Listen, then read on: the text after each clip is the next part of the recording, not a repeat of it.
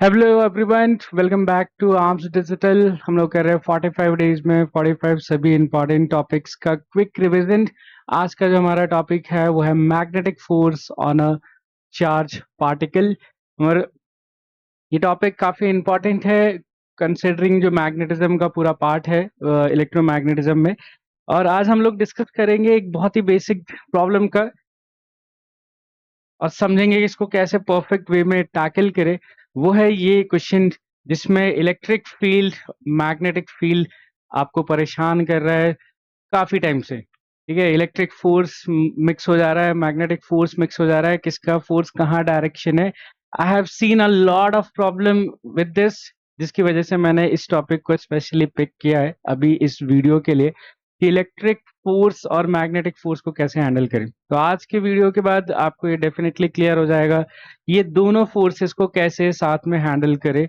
और एक साथ हमने इसी सेम तरीके से एक इलेक्ट्रिक फोर्स का अलग से भी वीडियो बनाया है, तो वो भी आप चेक कर सकते हो बिफोर दिस, जिससे आपको थोड़ा और बेटर क्लैरिटी मिलेगा। तो इस सवाल को समझने के लिए हम कुछ बेसिक अंडरस्टैंडिंग पहले बिल्ड करते हैं, अपना बेसिक कॉन्सेप्ट कि कोई भी चार्ज मूव करता है अगर वेलोसिटी v वेक्टर से in a uniform field magnetic field b। तो b यहाँ पर जो कैपिटल B वेक्टर है, we are using this for magnetic field and small v velocity जो वेक्टर है उसके लिए हमने स्मॉल v यूज किया है। और किसी भी मूविंग चार्ज के ऊपर मैग्नेटिक फील्ड की वजह से जो मैग्नेटिक फोर्स लगता है that is given by q times v cross b, q times v cross b, like this. यहाँ पर ऑब्वियसली ये क्रॉस प्रोडक्ट है, इस क्रॉस प्रोडक्ट को सॉल्व करने के लिए हम लोग मैट्रिक्स का भी यूज कर सकते हैं, जो साइड में मैंने यहाँ पे डिस्क्राइब किया है। तो आप उसको मैट्रिक्स को यूज कर सकते हो अगर आपको क्रॉस प्रोडक्ट को सॉल्व करना हो। बट यहाँ पर जो चार्ज है, जो पार्टिकल का चार्ज है वो फ्रंट में मल्टीप्लाई करना है और फिर v क्रॉस b करना है। अब इस फोर्स से रिलेटेड जो इंपॉर्टेंट पॉइंट्स है उसको समझते हैं कि ये इस फोर्स का जो मैग्नीट्यूड है, इस फोर्स का magnitude that is equal to Q V B sine theta. ठीक है, यहाँ पर जो थीटा है वो वेलोसिटी वेक्टर और मैग्नेटिक फील्ड के बीच का एंगल है। इसका ध्यान रखें, बहुत सारे बच्चे ऐसे याद रखते हैं जो एक मोस्ट ऑफ द टाइम चलो प्रॉब्लम नहीं आता है, क्यू भी काम कर जाता है क्योंकि कई सारे क्वेश्चन में एंगल जो होता है वो 90 होता है तो दिक्कत नहीं होती। बट यहाँ पर उनको क्वेश्चन को ट्रिक बनाना होगा, आपको ट्रिक कर देंगे और एंगल की वैल्यू 90 से कुछ अलग चेंज कर देंगे, तो आप वो फिर फॉर्मूला आप 90 कंसिडर करके ही सॉल्व कर लोगे। तो मेक श्योर कि आप पूरा formula Q V B sine theta याद रखो, जहां पे theta is the angle between velocity vector and magnetic field vector. रही बात डायरेक्शन की, जो कि बच्चों तुम्हारे लिए बहुत दिक्कत बन जाता है, जिसमें काफी गलतियां होती है जब डायरेक्शन अच्छे से क्लियर नहीं होता। ठीक है, तो एक चीज तो हम ध्यान रखें कि मैग्नेटिक फोर्स का जो डायरेक्शन है वो कैसे प्रिडिक्ट किया जाता है। ये दो अलग अलग तरीके से होते हैं। ठीक है, मैं एक काम करता हूँ, पहले आपको आ, हाँ, डायरेक्शन पे आ जाते हैं डायरेक्टली। पॉजिटिव चार्ज के लिए, for positive charge magnetic force का जो डायरेक्शन होता है, डायरेक्शन ऑफ मैग्नेटिक फोर्स है ना, direction of magnetic force same as V cross B, V cross B, ये हमें ध्यान में रखना है। और फॉर नेगेटिव चार्ज दोनों अलग अलग। For negative charge like electron की अगर हम बात करें, जनरली कई सारे क्वेश्चन इलेक्ट्रॉन के ऊपर होते हैं और उसमें ज्यादा गलतियां हो जाती हैं। For negative charge direction of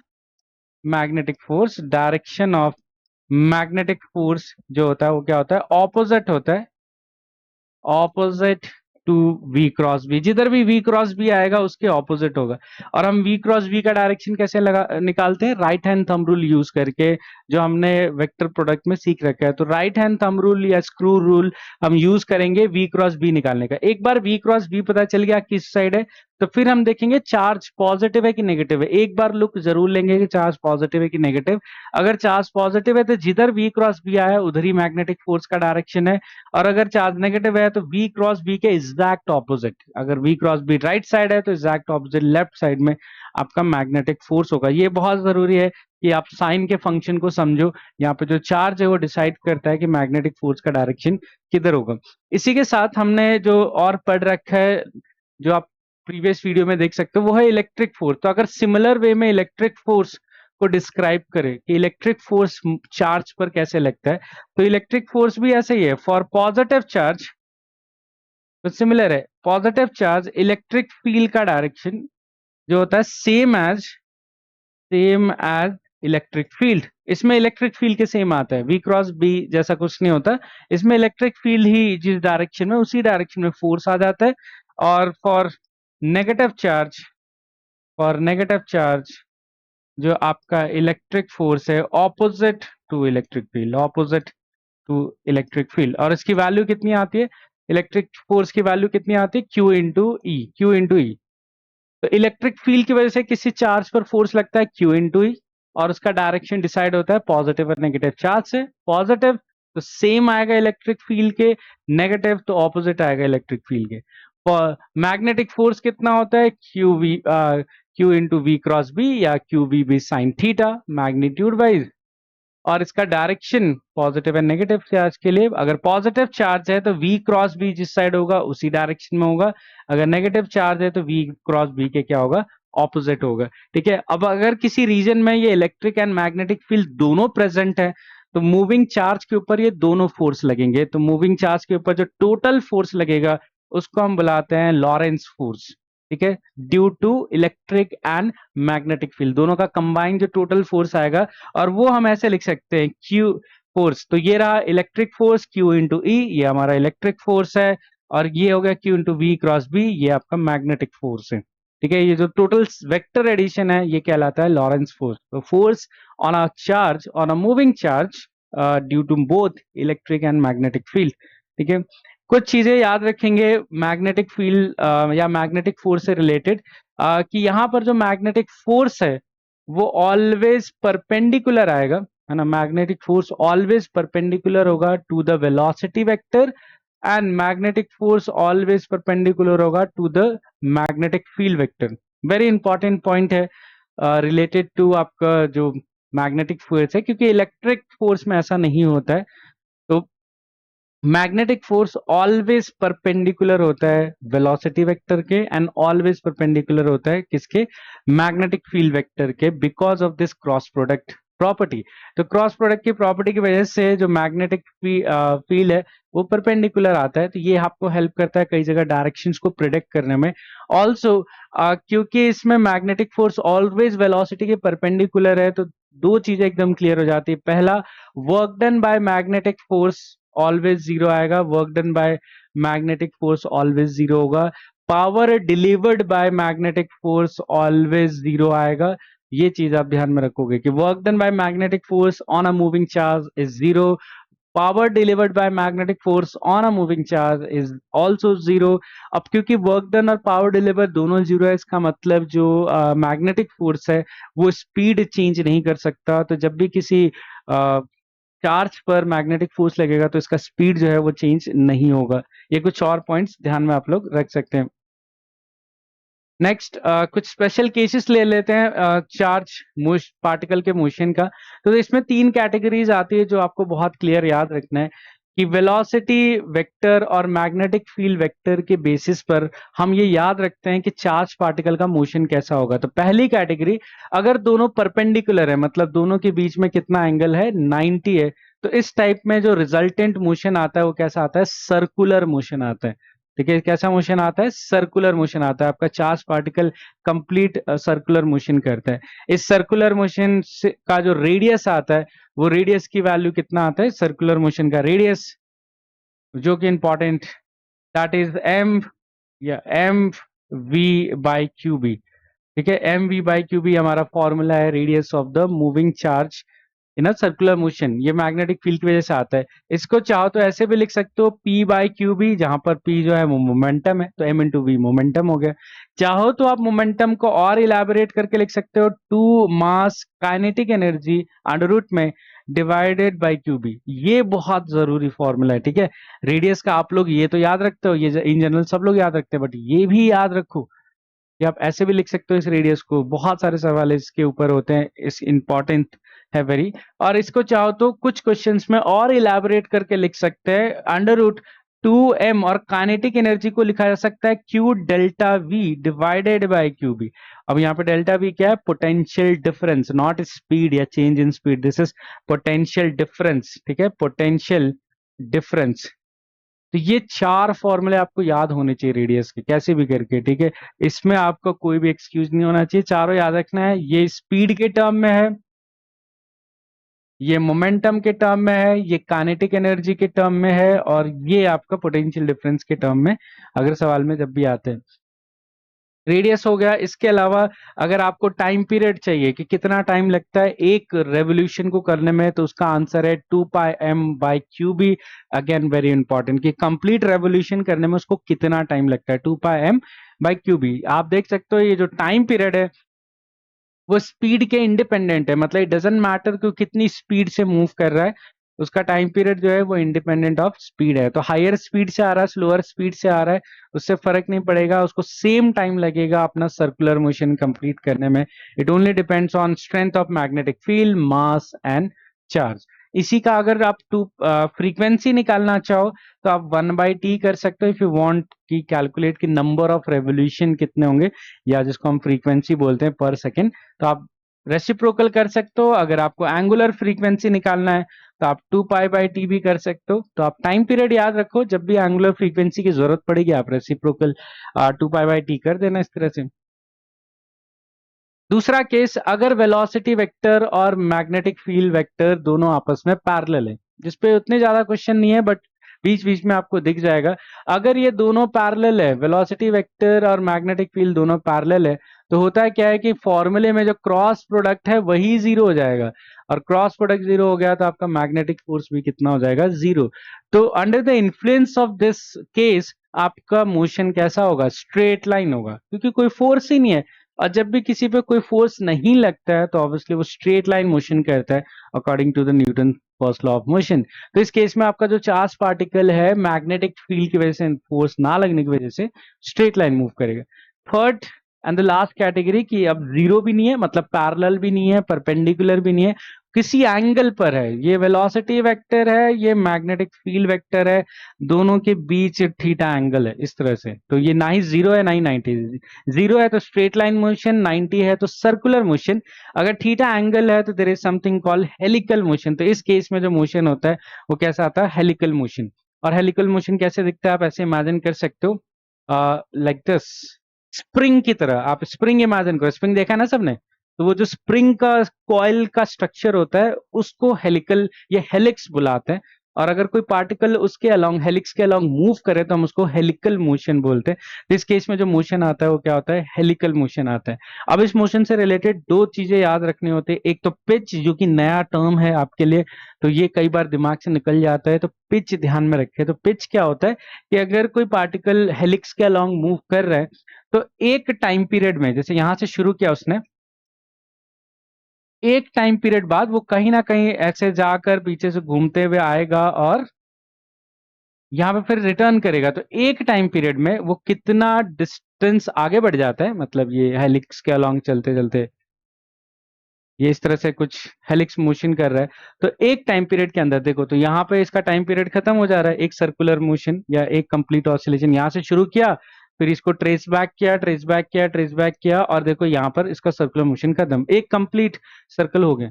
तो जितना ये आगे बढ़ जाता है, ये डिस्टेंस जो भी आएगा, ये डिस्टेंस जो भी आएगा, ये पिच कहलाता है। ठीक है, इसका फॉर्मूला जो आता है आपको याद रखना है, that is very simple to understand. Parallel velocity into time period. अब टाइम पीरियड तो वही आएगा 2πm/qb, 2πm/qb ही होगा आपका जो आपका टाइम है to complete one revolution. But जो आपका पैरेलल वेलोसिटी है वो यहाँ देख सकते हो, पैरेलल कंपोनेंट कितना आएगा? v cos थीटा, और एक परपेंडिकुलर कंपोनेंट होगा v sin थीटा। तो v sin थीटा वाला जो कंपोनेंट है वो उसको सर्कल में घुमा रहा है, v cos थीटा वाला जो कंपोनेंट है उसको सीधा लेके जा रहा है। तो आप सोचो, सर्कल में चलते हुए कोई सीधा जाएगा तो हेलिक्स ही तो बनेगा। इस तरह से आप ट्रेस करोगे आपको हेलिक्स बनता हुआ दिखेगा। तो ये कंपोनेंट रिस्पॉन्सिबल है पिच के लिए या उसको आगे बढ़ाने के लिए, ये कंपोनेंट रिस्पॉन्सिबल है उसको सर्कुलर मोशन में घुमाने के लिए। तो आपका पिच कितना होता है? v पैरेलल, जो ये पैरेलल कंपोनेंट है, इनटू टाइम पीरियड। तो कितना हो जाएगा? 2πm v cos theta divided by Q B. अगर आपको पूछे इस हेलिक्स मोशन का रेडियस कितना होगा, तो रेडियस के लिए रिस्पॉन्सिबल कौन है, वी साइन थीटा वाला कंपोनेंट, तो कितना हो जाएगा आंसर, एम वी होता है, अब वी की जगह क्या आएगा, वी साइन थीटा, क्योंकि हमारा velocity V sine theta responsible है सर्कुलर मोशन के लिए। ये दो चीजें याद रख सकते हो। चलो अब इससे हम लोग रिलेटेड कुछ क्वेश्चन से एग्जांपल्स ट्राई करते हैं कि कैसे अप्रोच करना है बहुत ही इजी वे में। Let's start with this first example. A charge particle is moving in uniform magnetic field, तो यूनिफॉर्म मैग्नेटिक फील्ड दे रखा है 2i cap plus 3j cap. If it has an acceleration of this value, acceleration दे रखा है, then value of alpha. अब ऐसा लगता है यार ऐसा एक्सेलरेशन की तो हमने कोई बात ही नहीं की, हमने तो फोर्स की बात की, तो एक्सेलरेशन का क्या करें, तो न्यूटन को बुला लो ना वापस, न्यूटन को बुला लो, न्यूटन आपको बता देगा कि एक्सेलरेशन है तो फोर्स कितना होगा। तो हमें पता है कि जो भी फोर्स है वो कितना होता है, मास इनटू एक्सेलरेशन। न्यूटन को हम वापस ले आए, this is called the second law. तो यहाँ पर आपका फोर्स जो लग रहा है वो कितना हो जाएगा, alpha i cap mass times alpha i cap J cap, तो ये आ गया फोर्स। अब आपको पता है ना मैग्नेटिक फोर्स, ये मिल गया आपको जितना भी फोर्स लग रहा है। मैग्नेटिक फील्ड कितना दे रखा है, मैग्नेटिक फील्ड कितना दे रखा है, 2i cap plus 3j cap. और हमने थोड़ी देर पहले अभी समझा कि जो मैग्नेटिक फोर्स होता है वो ऑलवेज परपेंडिकुलर होता है किसके, मैग्नेटिक फील्ड के, as well as velocity vector के। और अगर परपेंडिकुलर होता है तो we know something about two perpendicular vectors, a property कि उनका डॉट प्रोडक्ट कितना आता है, जीरो। तो we will use this property कि dot product of two perpendicular vectors are always zero. तो दोनों का आप डॉट प्रोडक्ट करते हैं तो mass times alpha i cap minus 4j cap dot product 2i cap plus 4j cap. Let me check the values. यहाँ पर minus 4j cap, यहाँ पे 3 था नॉट 4, तो let me correct 3j cap. ये डॉट प्रोडक्ट क्या आना चाहिए, जीरो आना चाहिए। ठीक है, अब मास एक स्केलर है वो उधर जाएगा तो वो जीरो हो जाएगा। अब आई का डॉट प्रोडक्ट आई के साथ, तो दोनों कोइफिशिएंट मल्टीप्लाई हो जाएंगे, तो अल्फा इंटू 2 ये हो गया आपका आई का डॉट प्रोडक्ट हो गया।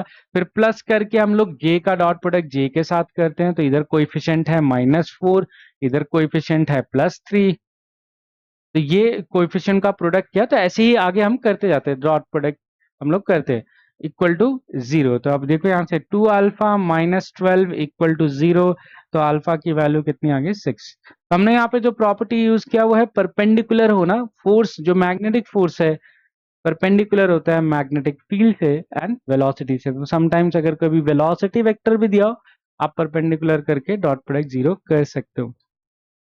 चलो अगले क्वेश्चन की तरफ आते हैं।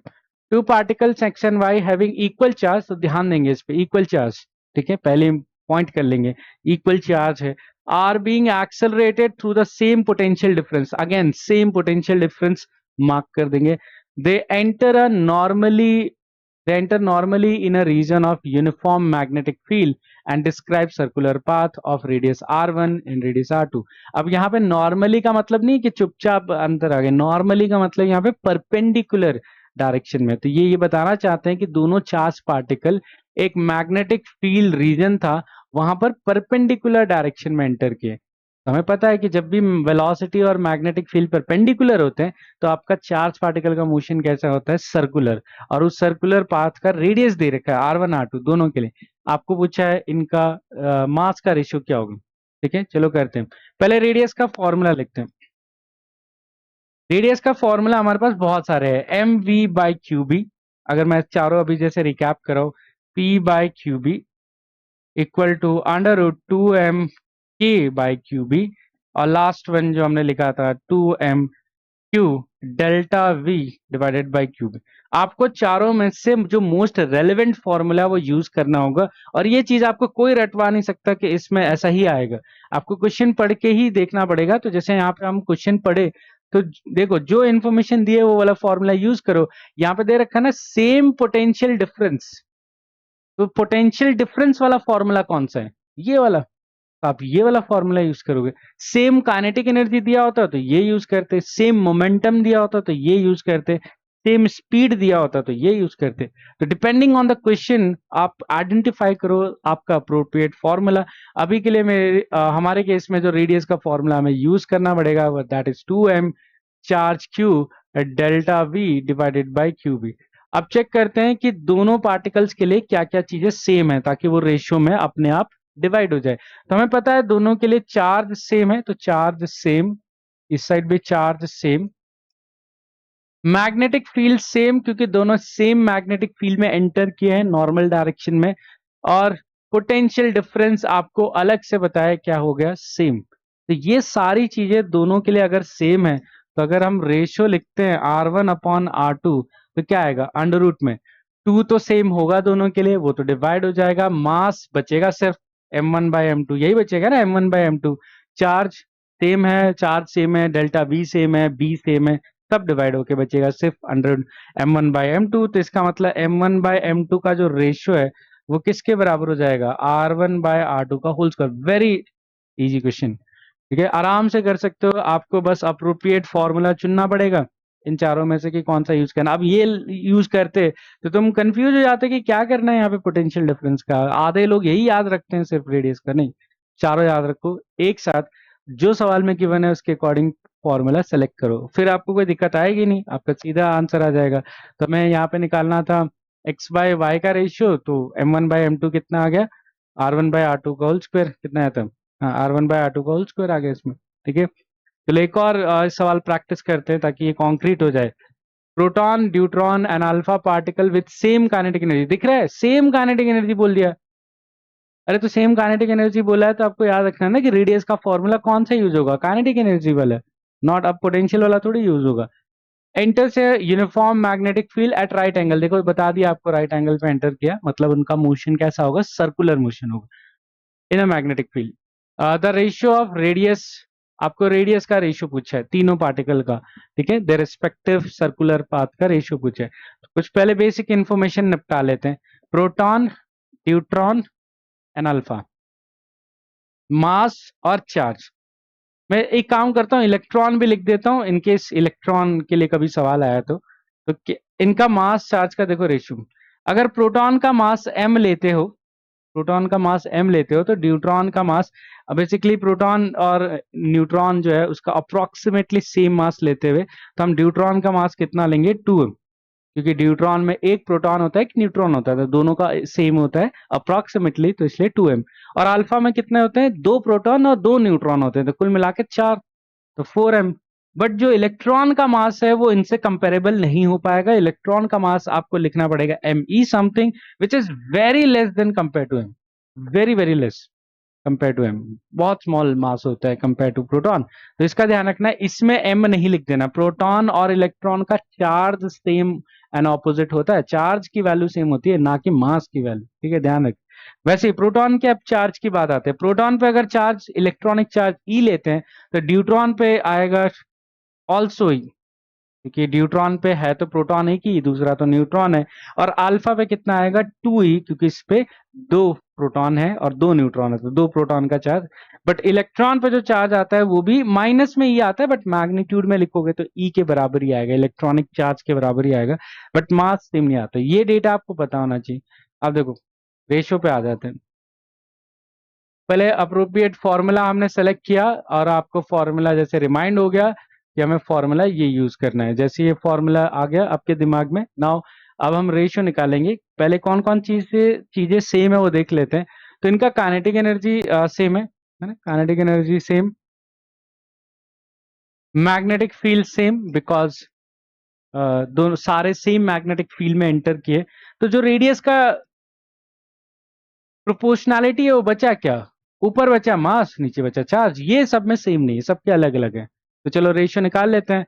Ratio of proton, ratio of deuteron and then ratio of alpha, ठीक है, चलो करते हैं। तो प्रोटॉन का मास m, प्रोटॉन पे चार्ज E, ठीक है। अगला ड्यूट्रॉन का मास 2m और ड्यूट्रॉन पे चार्ज स्टिल E, क्योंकि उसमें है तो एक ही प्रोटॉन। और अल्फा का मास 4m बट उस पर चार्ज कितना, 2e, ठीक है। अब इसको जो कॉमन फैक्टर है वो हटा देते हैं, तो रेशियो से हम कॉमन फैक्टर हटा सकते हैं या मल्टीप्लाई कर सकते हैं।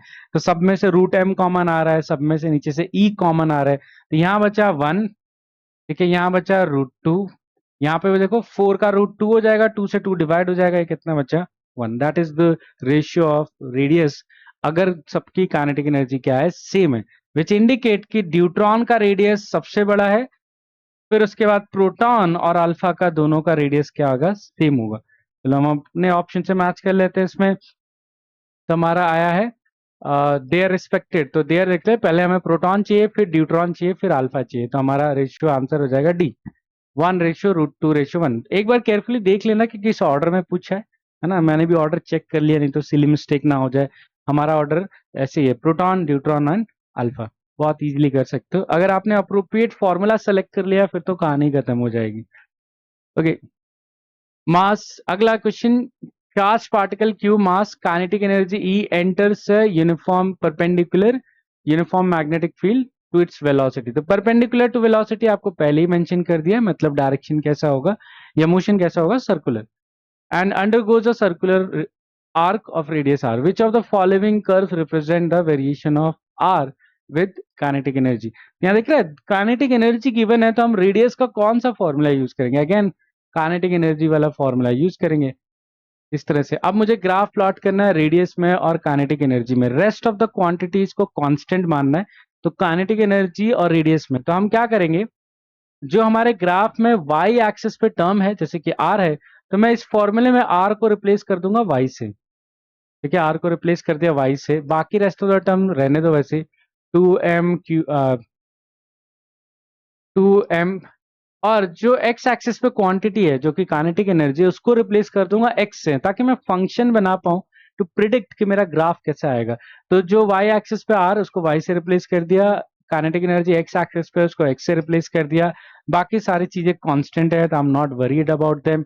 अब मैं दोनों साइड स्क्वायर कर दूंगा तो ये आएगा वाई स्क्वायर, सम कांस्टेंट, जो कि कांस्टेंट ये वैल्यूज हैं, चाहे तो आप लिख लो या कांस्टेंट लिख लो, इनटू x। ये कौन सा इक्वेशन बन गया, Y square equal to K X, Y square equal to K X. तो आपको पता है Y square equal to K X कौन सा फंक्शन होता है, पैराबोला होता है, और पैराबोला में भी कौन सा पैराबोला होगा, ये आपका होगा हॉरिजॉन्टल पैराबोला, तो आपका करेक्ट आंसर आ जाएगा डी। इस तरह से ये पूरा पैराबोला बनता, बट हमने रेडियस का नेगेटिव स्केल अवॉइड किया है, क्योंकि रेडियस नेगेटिव नहीं हो सकता ना, सिर्फ पॉजिटिव स्केल ले लिया, तो दिस इज योर पैराबोला का आंसर आ जाएगा। ठीक है, तो आप अगेन काइनेटिक एनर्जी वाला फॉर्मूला यूज करोगे तभी आप ये आंसर जल्दी हो पाएगा। चलो आते हैं इस प्रॉब्लम पे जिसपे मैंने स्टार्टिंग में डिस्कस किया था, जो बहुत परेशान करता है और इसको करना समझते हैं कि कैसे अप्रोच करना है। जब हमारे पास मैग्नेटिक फील्ड की अब प्रैक्टिस हो गई या मैग्नेटिक फोर्स की प्रैक्टिस हो गई, इलेक्ट्रिक फोर्स की हमने प्रैक्टिस पहले की थी, तो अब कुल मिला के दोनों को कंबाइंड करते हैं। A proton moving with constant velocity passes through a region of space. ध्यान देना है कि इसमें लिखा है कांस्टेंट वेलोसिटी, वेरी इंपॉर्टेंट है, जस्ट रैंडम वर्ड्स नहीं लिख दिए, क्योंकि कांस्टेंट वेलोसिटी का मतलब होता है अकॉर्डिंग टू न्यूटन्स लॉ कि उस पर फोर्स कितना है, या आप कहो उसका एक्सेलरेशन जीरो है, और एक्सेलरेशन जीरो होने का मतलब उस पर नेट फोर्स कितना है, जीरो है, और यही बार बार लिखा होता है। ठीक है, क्वेश्चंस में या तो आपको लिखा होगा कांस्टेंट वेलोसिटी, या तो लिखा होगा अनडिफ्लेक्टेड, तो कई बार वर्ड आता है अनडिफ्लेक्टेड, अनडिफ्लेक्टेड। तो अगर कोई पार्टिकल अनडिफ्लेक्टेड मूव कर रहा है इसका मतलब उस पर फोर्स क्या है, जीरो है। तो ये जस्ट इंडिकेट करने के लिए, अलग अलग तरीके से बताने के लिए, ठीक है। Without any change in its velocity, obviously constant है तो चेंज नहीं होगा। If electric field and magnetic field represent the electric and magnetic fields respectively, then region of space may have, ठीक है, इसमें पूछा है कि चार ऑप्शन जो नीचे दे रखे हैं उनमें से कौन से फील्ड या कौन सी सिचुएशन पॉसिबल है। जैसे पहली सिचुएशन कि E0 B0, चलो एक एक करके टेस्ट करते हैं।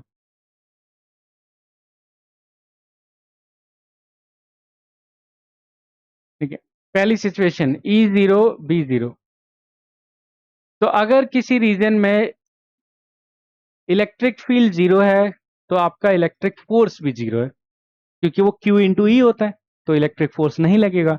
और किसी रीजन में अगर मैग्नेटिक फील्ड भी जीरो है तो आपका मैग्नेटिक फोर्स ऑल्सो कितना होगा, जीरो होगा, कोई मैग्नेटिक फोर्स नहीं लगेगा, तो टोटल फोर्स भी कितना होगा, जीरो। और टोटल फोर्स जीरो हुआ मतलब वो पार्टिकल अनडिफ्लेक्टेड मूव करेगा या कांस्टेंट वेलोसिटी से मूव करेगा, तो this could be your answer. Yes, तो ऐसा हो सकता है कि स्पेस में दोनों ही फील्ड जीरो, उस केस में कांस्टेंट वेलोसिटी से मूव कर सकता है। दूसरा case, second, E zero but B non zero. तो अगर ई जीरो है और बी नॉन जीरो है, क्या इस केस में टोटल फोर्स जीरो हो सकता है? चेक करते हैं।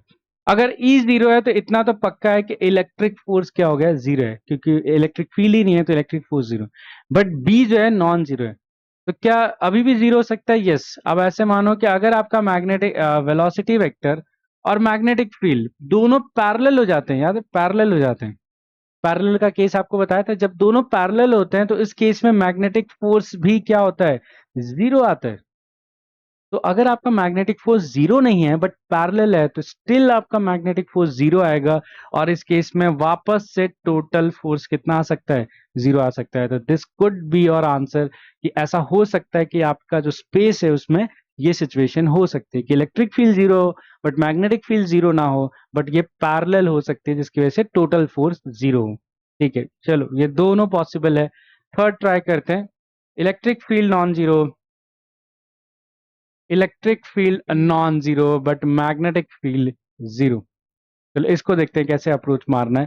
तो अगर इलेक्ट्रिक फोर्स जीरो है तो देखो चार्ज पर इलेक्ट्रिक फोर्स, अगर इलेक्ट्रिक फील्ड नॉन जीरो है तो इलेक्ट्रिक फोर्स का जीरो होना इम्पॉसिबल है, क्योंकि अगर किसी भी रीजन में इलेक्ट्रिक फील्ड प्रेजेंट है, चाहे वो किसी भी डायरेक्शन में, it doesn't matter at all, और अगर उसमें कोई चार्ज रखा है तो उस पर पक्का 100% फोर्स लगेगा, चाहे वो फील्ड पैरेलल हो, एंटी पैरेलल हो, राइटवर्ड हो, लेफ्टवर्ड हो, इररिस्पेक्टिव ऑफ इसका क्या डायरेक्शन है, क्योंकि इलेक्ट्रिक फोर्स पे हमारे पास कोई रेस्ट्रिक्शन है ही नहीं। बस चार्ज प्रेजेंट होना चाहिए, फोर्स पक्का लगेगा। कोई क्रॉस प्रोडक्ट नहीं है कि पैरेलल हुआ तो जीरो हो जाएगा। और मैग्नेटिक फोर्स तो मैग्नेटिक फील्ड जीरो है तो मैग्नेटिक फील्ड की वैल्यू कितनी आएगी? जीरो। मैग्नेटिक फील्ड तो लगेगा ही नहीं, मैग्नेटिक फोर्स तो लगेगा ही नहीं। तो इस केस में किसी भी हालत में नेट फोर्स जीरो नहीं हो पाएगा, और अगर नेट फोर्स जीरो नहीं है तो वो अनडिफ्लेक्टेड या कांस्टेंट वेलोसिटी से शायद ना मूव कर पाए डेफिनेटली। तो ये आंसर हमारा नहीं हो सकता, क्योंकि हमें चार्ज को कांस्टेंट वेलोसिटी से रखना है, तो हमारे स्पेस में ये कंडीशन नहीं हो सकती। लास्ट, जिसमें दोनों नॉन जीरो, और कई बार तीसरा केस जैसे ही मैं बताता हूं तो आप चौथा केस आपको ऐसा लगता है कि चौथा भी नहीं होना चाहिए, क्योंकि इलेक्ट्रिक फोर्स तो आएगा ही आएगा। And you are right, you are right to say this. अगर तुम आपका ये मानना है कि अभी इलेक्ट्रिक फील्ड तो नॉन जीरो है तो इलेक्ट्रिक फोर्स तो पक्का प्रेजेंट होगा, नॉन जीरो होगा। बट बात यह है कि अब तो मैग्नेटिक फोर्स भी हो सकता है, देर इज अ सिचुएशन जहां मैग्नेटिक फोर्स भी नॉन जीरो, और क्योंकि हमें टोटल जीरो करना है तो या ऐसा हो सकता है ना कि ये चार्ज है, ये आगे की तरफ v वेलोसिटी से मूव कर रहा है, ये हो सकता है कि आपका इलेक्ट्रिक फोर्स इधर हो और मैग्नेटिक फोर्स इधर, ऑपोजिट तो आ सकते हैं, ये तो हो ही सकता है पॉसिबल। ये तो डिपेंड करता है कि इनका डायरेक्शन हमने क्या सेट किया है।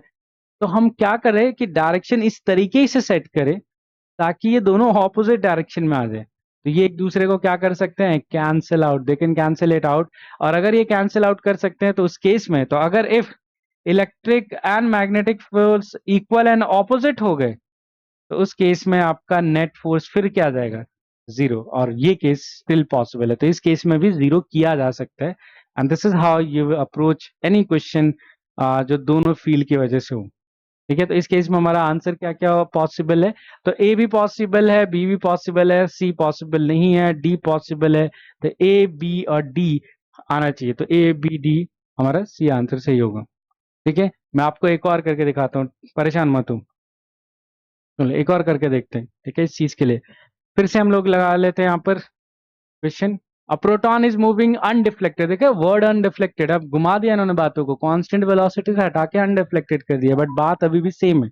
अनडिफ्लेक्टेड मतलब moving along a straight line. ठीक है, in a region cross electric and magnetic field, cross का मतलब होता है कि दोनों फील्ड परपेंडिकुलर डायरेक्शन में, ठीक है, एक दूसरे के cross, at a constant speed. देखो अनडिफ्लेक्टेड है और कांस्टेंट स्पीड है, दोनों का कॉम्बिनेशन मिलाकर क्या वर्ड बनता है? Constant velocity. अनडिफ्लेक्टेड मतलब स्ट्रेट लाइन, कांस्टेंट स्पीड मतलब स्पीड कांस्टेंट है, तो कुल मिला के बन जाता है कांस्टेंट वेलोसिटी। कितनी स्पीड से? ये रहा speed. When the electric field switched off, the proton moves along a circular path of radius 2 centimetre. तो आपको पूछा है कि मैग्नीट्यूड ऑफ इलेक्ट्रिक फील्ड कितना होगा। चलो इसको अप्रोच करते हैं। तो ये रहा चार्ज पार्टिकल, ये v से मूव कर रहा है, लेट्स से, ठीक है। अभी ये तो नहीं बताया कि इलेक्ट्रिक फील्ड और मैग्नेटिक फील्ड कहाँ है, तो हम कुछ अज्यूम कर लेते हैं, मान लेते हैं इलेक्ट्रिक फील्ड इधर है, ठीक है, इलेक्ट्रिक फील्ड इधर है, तो मैग्नेटिक फील्ड इसके परपेंडिकुलर ही होना चाहिए, ठीक है, जिसकी वजह से इलेक्ट्रिक फोर्स इधर आ जाएगा, क्योंकि ये पॉजिटिव चार्ज है तो इलेक्ट्रिक फोर्स उधर ही लगेगा जिधर इलेक्ट्रिक फील्ड है, तो मैंने ड्रॉ कर दिया। अब क्या लिखा, ये अनडिफ्लेक्टेड जा रहा है, तो अनडिफ्लेक्टेड तभी जा सकता है अगर इस पर मैग्नेटिक फोर्स नीचे की तरफ हो। और ऐसा मैं क्यों बोल रहा हूं, क्योंकि magnetic force has to cancel this electric force, तभी तो वो अनडिफ्लेक्टेड कांस्टेंट स्पीड से स्ट्रेट जा पाएगा, है ना। जब तक ये दोनों एक दूसरे को बैलेंस करते रहेंगे तब तक वो जाएगा, ठीक है। तो ऐसा कुछ सिचुएशन होना चाहिए। अब इससे आप प्रिडिक्ट कर सकते हो कि मैग्नेटिक फील्ड कहां पर होगा, वो निकालना इजी हो जाएगा, आपको बस थोड़ा रिवर्स में सॉल्व करना पड़ेगा। तो हमें पॉजिटिव चार्ज है, तो हमें पता है कि मैग्नेटिक फोर्स पॉजिटिव चार्ज के लिए उसी डायरेक्शन में होता है जिस डायरेक्शन में v क्रॉस बी आता है, मतलब मेरा v क्रॉस बी जो होना चाहिए वो नीचे के डायरेक्शन में आना चाहिए। अब क्योंकि वेलोसिटी ऑलरेडी राइट साइड है, तो मैग्नेटिक फील्ड के पास दो ही चॉइस है, या तो वो इनटू द प्लेन हो सकता है या तो आउटसाइड द प्लेन हो सकता है, क्योंकि हमें इससे परपेंडिकुलर भी रखना है। तो आप इनटू द प्लेन करोगे v क्रॉस बी ऊपर आएगा, आउट ऑफ द प्लेन करोगे तो v क्रॉस बी नीचे आएगा। तो हमने ये प्रिडिक्ट कर लिया कि हमारा मैग्नेटिक फील्ड डायरेक्शन किधर होगा, आउट ऑफ द प्लेन, बाहर की तरफ, ठीक है। ये आपको दे रखा है और ये स्पीड दे रखी है, मतलब इस केस में हम निकाल सकते हैं दोनों फोर्स बैलेंस हो जाएंगे, है ना, दोनों फोर्स बैलेंस होंगे। तो इस केस में दोनों फोर्स बैलेंस कर देते हैं, तो electric force Q into E, magnetic force Q into v cross B sine 90, देखो मैं लिख रहा हूं पूरा साइन 90, मैं इसको ऐसे क्यू वी बी याद नहीं कर रहा हूं, मैं क्यू वी बी साइन 90, क्योंकि यहाँ पे 90 है। तो यहाँ से आपके पास स्पीड का आंसर आ जाएगा, स्पीड कितना आ गया है ई बाई बी, तो यहाँ से हम निकाल लेते हैं कि चलो यहाँ से हमें स्पीड दिया हुआ है, तो हमें बस मैग्नेटिक फील्ड चाहिए और हमारे पास इलेक्ट्रिक फील्ड का आंसर आ जाएगा, ठीक है। तो हमने अगर ये मैग्नेटिक फील्ड निकाल लिया, स्पीड ऑलरेडी पता है, इलेक्ट्रिक फील्ड आ जाएगा जो हमारा फाइनल आंसर है। अब हम मैग्नेटिक फील्ड कैसे निकाले, तो उसके लिए आगे क्वेश्चन पढ़ो क्या लिखा है। अब अगर हमने इलेक्ट्रिक फील्ड को हटा दिया, स्विच ऑफ कर दिया, तो फिर क्या बचा, सिर्फ मैग्नेटिक फील्ड, और मैग्नेटिक फील्ड बचा तो फिर इसके ऊपर जो मैग्नेटिक फोर्स लगेगा, सिर्फ मैग्नेटिक फोर्स लगेगा, वो उसको सर्कुलर मोशन में घुमा देगा, क्योंकि परपेंडिकुलर है। अब देख लो, वेलोसिटी वेक्टर और मैग्नेटिक फील्ड परपेंडिकुलर है, तो जैसे आप स्विच ऑफ करोगे, ठीक है, व्हेन ई बिकम्स जीरो, आपका चार्ज पार्टिकल ऐसे सर्कुलर मोशन में आ जाएगा, और उस सर्कुलर मोशन का रेडियस कितना होगा, that radius is m we by Q B. अब मैं v वाला फॉर्मूला क्यों यूज कर रहा हूं, क्योंकि स्पीड पता है हमें, रेडियस पता है, तो यहां से हम क्या निकाल सकते हैं, मैग्नेटिक फील्ड, और वो मैग्नेटिक फील्ड फिर यहाँ पे पुट कर देंगे तो आंसर आ जाएगा। तो यहाँ पर मैग्नेटिक फील्ड कितना होगा, मैग्नेटिक फील्ड आएगा m v divided by q into r. यहाँ से सॉल्व कर लेना, और जैसे आपका सॉल्व करोगे इलेक्ट्रिक फील्ड आ जाएगा v टाइम्स मैग्नेटिक फील्ड, तो m v divided by q r. तो यहाँ से आंसर ऐसे बना सकते हो, m v square divided by q r, और सॉल्व कर लेना। यहाँ पे आपको सारी वैल्यूज दे रखी है हमें पास, रेडियस 2 सेंटीमीटर पुट कर देना, आपको चार्ज, इलेक्ट्रॉनिक चार्ज, मास दे रखा है, सॉरी मास दे रखा है 1.6 इंटू 10⁻⁻27, और एक और चाहिए आपको यहाँ पर चार्ज, तो प्रोटॉन का चार्ज 1.6 इंटू 10⁻⁹ SI यूनिट में, कूलम्स में। ये सारी वैल्यू पुट कर देना, will get your answer. Very easy है, आप एक बार इसको करके देखो, और इसी तरह से और भी पीवाई क्यूज को ट्राई करो, और कोई भी डाउट और आता है तो आप कमेंट बॉक्स में मेंशन करो। आई होप कि आपको वीडियो बहुत क्लियर कर दे आपके इलेक्ट्रिक एंड मैग्नेटिक फोर्स को। I will see you guys in next video with a new topic, next video में जरूर मिलेंगे।